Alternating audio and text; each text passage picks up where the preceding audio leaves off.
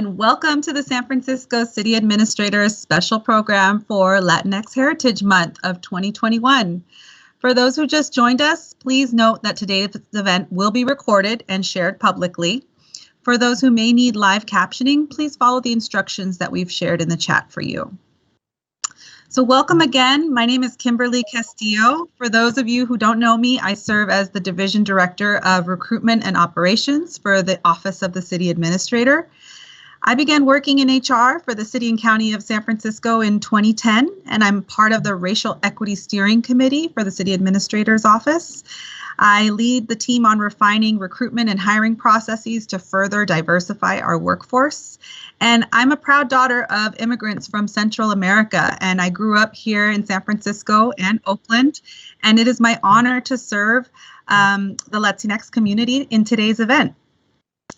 So today's celebration for Latinx Heritage Month comes out of the ongoing work that the City Administrator's Office has been doing around racial equity. A little bit of background around Latinx Heritage Month. Latinx Heritage Month is celebrated from September 15th to October 15th to recognize the cultures and contributions of American citizens whose ancestors come from Spain, Mexico, the Caribbean, and Central and South America. The day of September 15th is significant because it is the anniversary of independence for Latin American countries, Costa Rica, El Salvador, Guatemala, Honduras, and Nicaragua. In addition, Mexico and Chile celebrate their Independence Days on September 16th and 18th, respectively. Also, Columbus Day, or Dia de la Raza, which is October 12th, falls on this 30-day period. And you might be wondering why we are calling it Latinx. Latinx is generally used as a gender-neutral term for Latin Americans, but it has been especially embraced by members of the Latin LGBTQ communities as a word to identify themselves as people of Latin descent, possessing a gender identity outside of the male-female binary.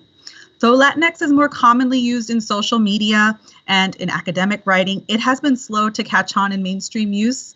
But nevertheless, it is gaining noticeable traction among the general public as a gender-inclusive term for Latin Americans of diverse identities and orientations. So, with that said, we are excited to kickstart our program today, featuring the experiences and perspectives of two women leaders of color. We all know our very own City Administrator, Carmen Chu. A daughter of Chinese immigrants, Carmen has served the City and County of San Francisco for over 16 years. During her time in government, from serving as Board of Supervisor to Assessor to now City Administrator, Carmen has always prioritized accessibility, especially for our immigrant and underserved communities. Please welcome our City Administrator, Carmen Chu, to give opening remarks and introduce our special guest speaker. Thank you so much, Kimberly, for the warm introduction and, of course, for the background information that you just provided. I want to welcome everybody for joining us today. And I know that there's going to be just a wonderful and exciting program that you're going to hear. Today, I really just want to celebrate our Latin Heritage Month, Latinx Heritage Month, and in particular, really want to thank all of our city administrators, staff, and team who've helped to organize this event and who continue to keep on the forefront all of these conversations to make sure that we continue to uplift the diversity that is part of our city. Today, I am so excited to bring on board our supervisor, Myrna Melgar, who we'll be hearing a lot more from. And before I get to asking her a few questions, so I want to make sure that you hear just a little bit about her background. So just quickly, Supervisor Melgar was elected to District 7 Supervisor in 2020. Her family immigrated to San Francisco from El Salvador when she was a child during the 1980s. And during that time, she, like her family, like others, were fleeing from the country's civil war. For so many others before and since then, San Francisco has provided Myrna's family with refuge and economic opportunity. Given her upbringing, she's committed to achieving progress that will allow all of our city's people, including those who've been historically disadvantaged, to flourish here. She's fluent, get this, not only in, of course, English, Spanish, but also in French, and speaks Swedish proficiently. I can't say I know another person who speaks Swedish. She attended San Francisco State University and graduated with a bachelor's degree in liberal arts from Excelsior College. She holds a master's degree in urban planning with a concentration in housing development from Columbia University. She's an urban planner, an economic development and housing policy expert as well. You may know her also previously. She worked as the executive director of the Jamestown Community Center, was deputy director of META, which is the Mission Economic Development Agency, director of homeownership programs at the Mayor's Office of Housing, one of our sister city departments here. And as you probably also know, she served as president of the City Planning Commission and vice president of the Building Inspection Commission. So she's no stranger to city and public service. And as you can see, has been tapped over and over again in leadership roles across different parts of our city's operations. When not working on community issues, Supervisor Melgar enjoys gardening and cooking. She loves performing arts and plays the flute and Renaissance recorders, loves classical and folk music, and is a dedicated samba dancer. So super, super, super excited to have Myrna join us today and share some of her insights. So I'm going to just jump right in and just ask a few questions, and we can take the conversation from there. But I think folks would just really appreciate hearing from you about your experiences growing up. And so first question that we've got for you is, as a Latina with mixed heritage, how does your racial and ethnic background inform your experience as a leader here in San Francisco? Thank you, Carmen. Just want to start by saying I admire you so much. I think that, having women who are as competent as you are in leadership, also from an immigrant background who's also a mom, it's just so, it paves the way for others. And I have admired you always since you were on the Board of Supervisors, and you're just like such a good head on your shoulders. Thank you so much for having me. Thank you. So my background, I think that, in this country sometimes, and you may, relate to this, folks see us like, Latinos as monolithic, Chinese as monolithic, and, we're far from it. I mean, the areas where we come from and our parents come from are, the same, that there are patterns of migration and people, immigrate, they settle, different places. So, my dad's family were immigrants to El Salvador from Germany, Jewish immigrants. And so I do identify as Jewish. And in El Salvador, besides the Jewish population, there's also a Palestinian population, a Chinese population, an African population, and so I was just talking to a good friend a couple of days ago who is of Chinese descent, but who was born in Vietnam, and he was, a boat refugee from Vietnam, and he was saying, when we were in Vietnam, we were Chinese, but as soon as we were on that boat, everybody thought of us as Vietnamese, right? So I think a lot of immigrants share that, experience, and so what it makes me sort of experience is that people just are so complicated, right? We are rich in our sum total of experiences and assets and cultures, and we all share also the experience of immigration, of having a family that is looking for a better future for their children. We all have that in common. So that's how I approach the work, is that I think that we all have so many things in common, and I try to find, all of those things that tie us together, that we're trying to build a better city and a better world for our families and for the future. Yeah, I mean, I think that is absolutely true, because how it depends sort of like depending on where you are and the location, the city, what the ethnic breakdown is in each city as well, that people experience race and diversity in very different ways, and people perceive folks in very different ways. I wonder, being a supervisor, it's not an easy task. You had to run for election. You had to fundraise. You had to do all of the meet with constituents. You had to make the case for you being the right leader for the neighborhood and the district. And I wonder, the rich history that you had even before being a supervisor, though, was there was so much you did. Did you face any specific kind of hurdles, do you think, in your professional career that you think is helpful to share with folks here, and maybe how you might have overcome some of those challenges? Sure, thank you. I mean, I think you also may have this, Carmen. I think as women, in a Latina woman, there's often been assumptions made about me, about who I am, about what I can do.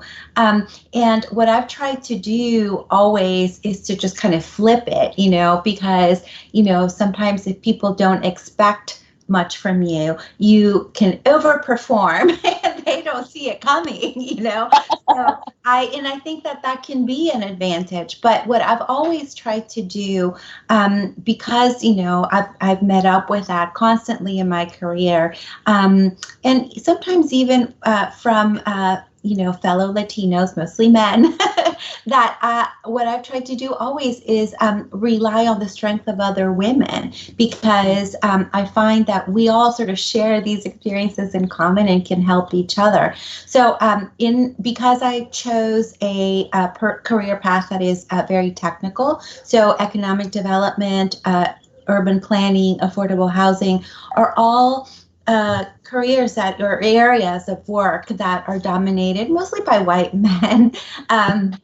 That the assumptions have been made of my work, of what I can do, and then when I have taken on positions of leadership, I've always tried to overperform, because I also am keenly aware that if I'm the first, if I do a poor job, there may be a reluctance, whether it's right or wrong. There may be a reluctance to open the door for others. So I'm keenly aware that we need to pull other folks in. I want to make sure that there's not another 25 years before another Latina is elected to the Board of Supervisors. I think it's really important that we do a good job, that we represent all people, because that is the way to open the door for others. How do you see kind of how that works? So I think we hear often about wanting to make sure that we continue to open the pipeline and make sure we support other people, and other women in particular, and people of color in leadership roles, and providing opportunities for people to grow and to be seen for their contributions. And I just wonder, what advice do you have to give women who might be going through the same kind of questions in their mind about their career growth? Because I think that this is something, even in my world, it's hard to ask for help. It's hard. You always feel like you're sort of wasting someone's time if you're trying to ask for a meeting or a coffee or that kind of thing. And I remember facing that early in my career. What advice do you have for sort of young women who see you as a role model and who'd like to aspire to be kind of where you are? Thank you. I always tell young women, ask. You have to ask, even if it feels uncomfortable, or I think we're trained from very early on to try to not take up too much space, but take up the space, because the guys, they don't even think about it, while you are having all this angst. So I have always tried to make room in my day and in my life to have the coffee, have the lunches, do the networking, help, give contacts to people who need them. And, now that I'm in this position, we're working really hard to make those appointments to boards and commissions, to give the job references to young people that I've worked with before, to get those internships, to get those jobs, because I think it's really important. And I know other women of color that I admire around the city who do the same thing. And so what I would say to young people is ask, because chances are you will get that help that you're looking for. We are all motivated to see more of us. Mm-hmm. Do you, did you face, this is really interesting, because you mentioned that some of the stereotypes or perceptions of your abilities was not just folks who were from different communities necessarily, but also even within the Latinx community themselves, men might have perception of women and so on. What would you say about what is the best way for us to kind of break past that? So, we all have different ways of doing it and different personalities. My way has always been, with politeness and gentility, because I find that, if you are, very confrontational, people just kind of shut down, right? And, I think it's really important, especially if you disagree with someone, or if you see that somebody is, looking at you in a way that you don't want them to be, that engaging with them is more productive than disengaging with them, even though it takes more energy. But, I have definitely had the experience that folks didn't believe I could pull it off, or didn't think, that I could. And after, continually engaging with them and sort of showing, no, yeah, we can do this. And what do you think? At the end of the day, not only do you change their mind, but you also have a stronger relationship. And so you can't do that with everyone, because there are people who just are mean and they suck, that's just like that. But I think there's a spectrum, right? And for most people, who have been taught something that they unconsciously hold a bias, engaging with them and sort of showing them how wrong they are in a way that is productive just goes a long way.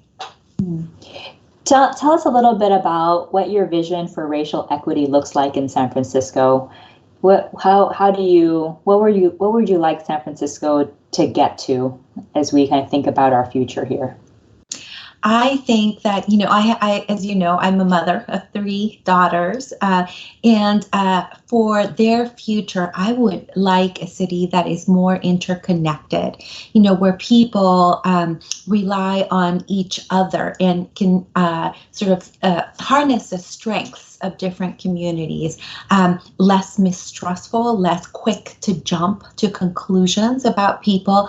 But for our city, structure, like the government, I would like to see many more women of color in positions of leadership.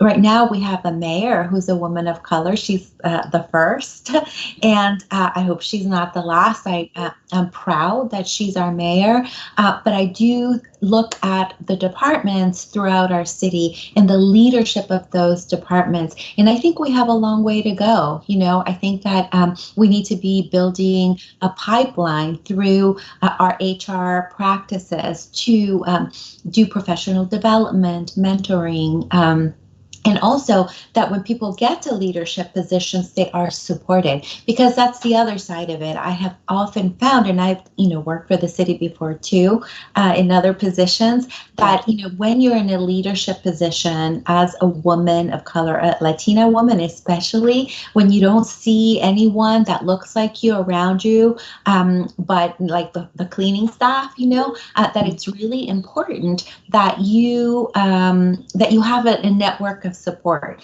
that you have people to talk to who can bounce ideas off of you, and that the youth of people coming up see that there's not just one, that there is a possibility that they can get there and be part of a community. So that's what I would really like for our city.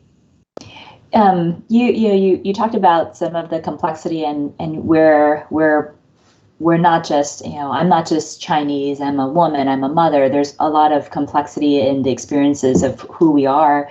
And you've done a lot of work actually on women's issues too. And I know you've really, you've just started in terms of being on the board, but already have been making a lot of moves with regards to women's issues. I wonder if you might speak to that just a little bit. Some of the folks might be interested in hearing about that. Yeah, thank you. So we just last week were able to pass parental leave for the Board of Supervisors and boards and commission, which amazingly we didn't have. As you may know, Carmen, it's to disappoint somebody from a commission is a pretty high bar, right? You have to go through this whole process to prove that they've done something wrong. But if you're a woman and you get pregnant and you miss 4 meetings, you can be disappointed just like that, which is really, really unfair. So we wanted to make sure that there was a formal process and a leave that women and parents, really, it's not just women, could take when they are starting a family. That mirrors, the parental leave policies of the state. So then Supervisor Michaela Alioto-Pierre had to go to the voters just to get permission to get this ordinance. And then after she left, the Board of Supervisors never followed through on having an ordinance. So we did that, because as I was talking to you before, in terms of appointing more young people of color to boards and commissions, we have to make sure that, once they're there, they can be successful. And so that's one of the things that we've been doing. We also have been working on issues of choice and access to both the parental rights, but also abortion if a woman chooses not to, plan her family that way. So I think it's really important. And those are areas that you can't separate. Like, you're a woman, you're a mother, you're also an immigrant or, Latina. But for Latina women, especially in California, we are sort of at the bottom of every economic spectrum, right? We earn less, we have less educational achievement. Latina girls are twice as likely to get pregnant as teenagers as white women. And so there is, that overlap of economic indicators, poverty and being Latina. And there's lots of reasons for that, but I think it's really important, if we're going to solve economic issues of poverty, of housing, that we address and focus on the needs of Latinas. Can we just follow that thread for a moment, because you've been doing a lot of work and a lot of thinking around economic development and how to improve the opportunities for communities of color in particular.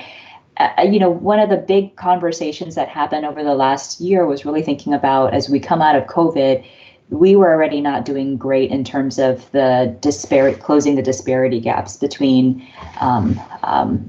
people of color and in terms of compensation, wealth, and everything else. And as we're thinking about planning for a post-COVID environment, though we're not there yet, there's been a lot of talk about how do you build San Francisco's economy back better in a way that helps to actually narrow that gap. And our hope and goal is to close the gaps, right, between women, between people of color, et cetera. And I wonder, what is your thoughts about what we can be doing, tangible steps we can be taking to actually get there? Yeah, thank you. So earlier this year, we asked the budget legislative analysts to do a study of how women-owned businesses fared during the pandemic. And what we found was that it was not great. As you said, we weren't doing well before, but during the pandemic, it was even worse. And for women of color-owned businesses, it was the worst. And so we looked at whether businesses got the PPP loans from the federal government, grants and loans from the city, a whole host of issues. So the first thing that we found out is, as a city, we're not really good at keeping track of how women are doing. The contracts that we give to women-owned businesses, or what the aid that we're giving to women-owned businesses. And there's some reasons for that. It seems like after the voters passed Prop 209 in California, because there wasn't a targeted goal, our departments were like, well, we don't have to collect the data, which is not prohibited in Prop 209, but we're just like, we're not doing it, right? So that's a start, I think. We need to sort of have a baseline. How are we doing? So we're working towards that, working with our department so that they can collect that data voluntarily from people that they award contracts to.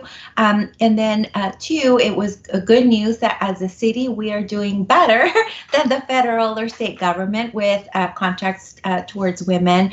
but, they tend to be in one area. So our Department of Children, Youth, and Families contracts out with women to do childcare, which tends to be a lower wage than, say, for example, the big contracts with the airport or the port or some of the, and so because there's gender disparities in terms of, who does what kind of work. And so I think that by being, starting to collect the data and then being thoughtful about how we can incentivize women to go into areas where we need them. Like, for example, construction. We have a shortage of construction workers right now all throughout California. And so how do we make sure that we use programs like City Build to focus on recruitment of women where they can make a higher wage? And then how do we use the sort of loans and grants that our Office of Workforce Development to address the area of focus where we need it the most. And we're working on all those areas. I think it's really important to ask the questions, even if the state has put parameters around what we can do. There's still ways to focus recruitment, to focus, getting folks into areas of work where we need them. Mm-hmm. I mean, I think I agree. I mean, I think with 209, we have a program within one of our offices, contract monitoring division, that used to do minority-owned, women-owned business kind of tracking, and that has changed. It's become a local business program, right? So that because of 209, some of those programmatic benefits have also changed as well, and so it's had a huge impact, I think, on progress so far. Yeah. I know we're going to start taking questions soon, but I did want to ask you a fun one, which is, in your childhood, was there any one particular person who had a huge impact on kind of the direction of your life? My grandmother. Your grandmother. So my grandmother, we lost her 2 years ago. Her name was Fidelina Aguila. And, my mom was a teenage mom, so my grandmother, was very influential, and she was kind of young enough that she could have been my mom, but my grandmother was born and raised in very rural El Salvador. She was one of 7 sisters. Her dad died when she was a little girl, and her mom was, they were poor. So, she farmed out her daughters to work. My grandmother was 10 years old when she was sent to work. So she only had the opportunity to finish 2nd grade herself. She was really smart, really clever. And I often wonder what she would have done, if she had had the opportunity to get an education. But she went into to the city to work for a Palestinian family that had a business. And they taught her business. They taught her how to, keep inventory and how to, get things and sell. And so when she, grew up, she became a businesswoman. And so she had a series of business. When I was growing up, she had a restaurant, a, little hotel. She had a shoe business, Wow. And she was able to put all of her kids through university. And in El Salvador, the University of El Salvador is like the UC, like it's the top students that get to go. All of them went through there.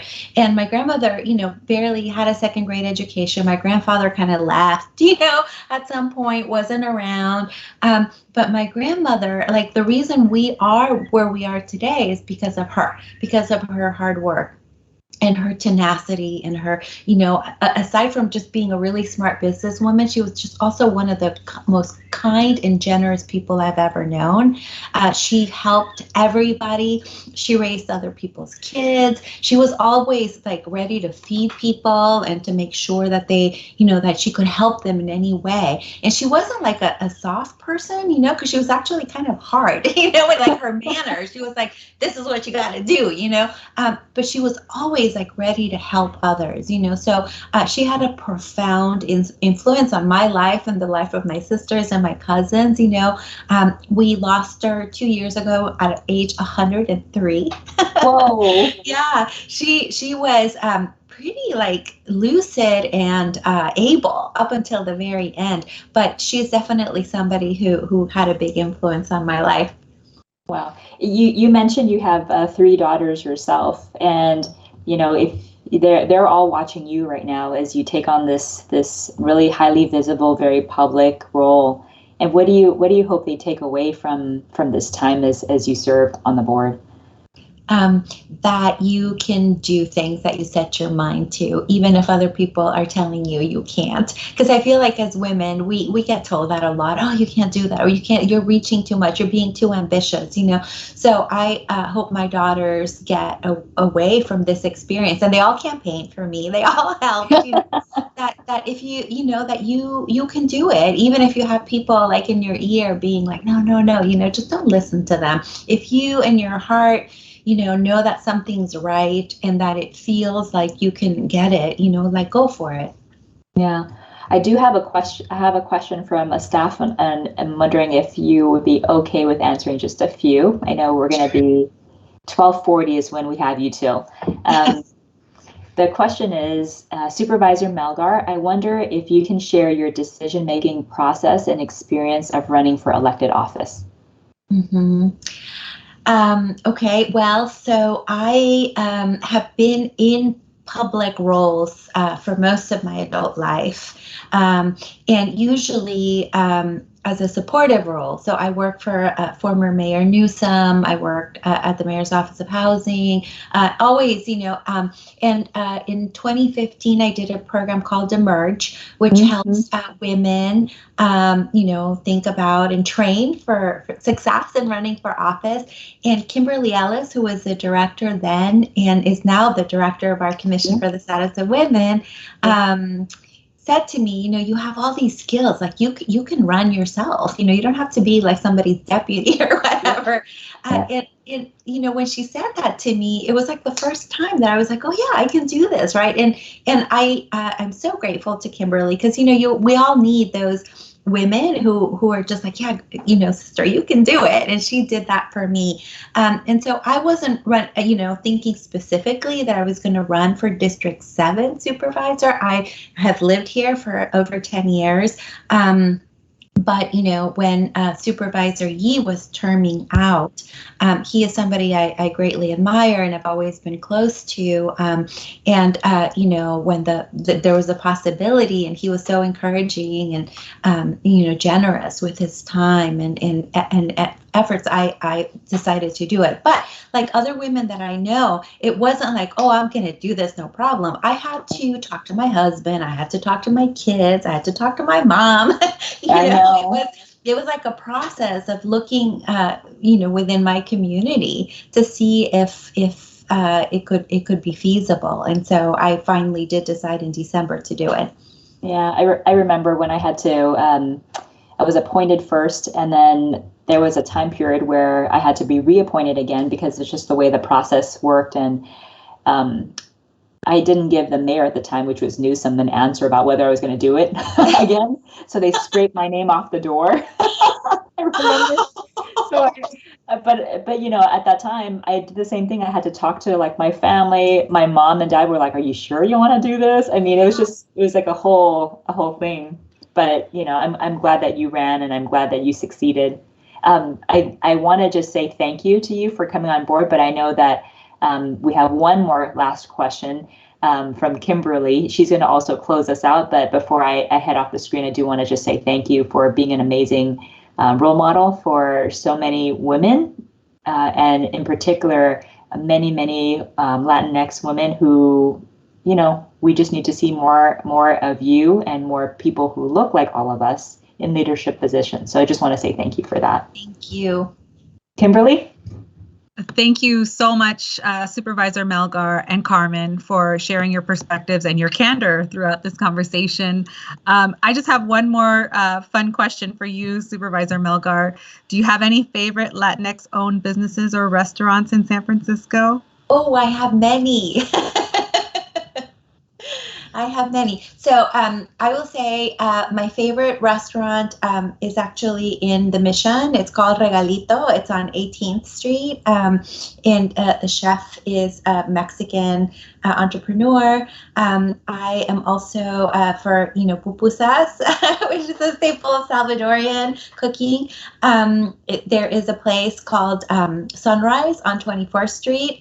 It is owned by a woman named Alba Guerra, who is amazing and also, has, she's a mom. She's, hung in there through the pandemic and everything else. So I'm also like a fan of a store on 24th in South Venice called Mixcoatl, where they sell, folk art and, textiles and stuff. I highly recommend it. It's a really great place.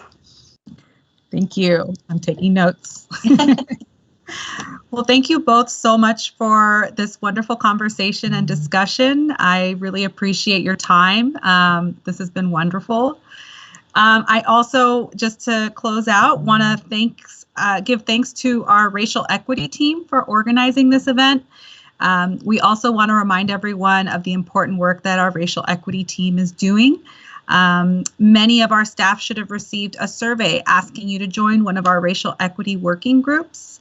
And they consist of groups dedicated to providing employee feedback around hiring and professional development, discipline, recognition, and acknowledgement, and creating emerging leadership programs, as well as outreach, communication, and the development of mentorship programs. So if you'd like to get more involved in one of our racial equity groups, please email cityadminhr@sfgov.org.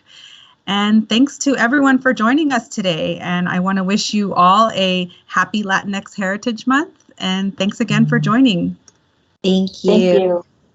Thank you, Supervisor. Thank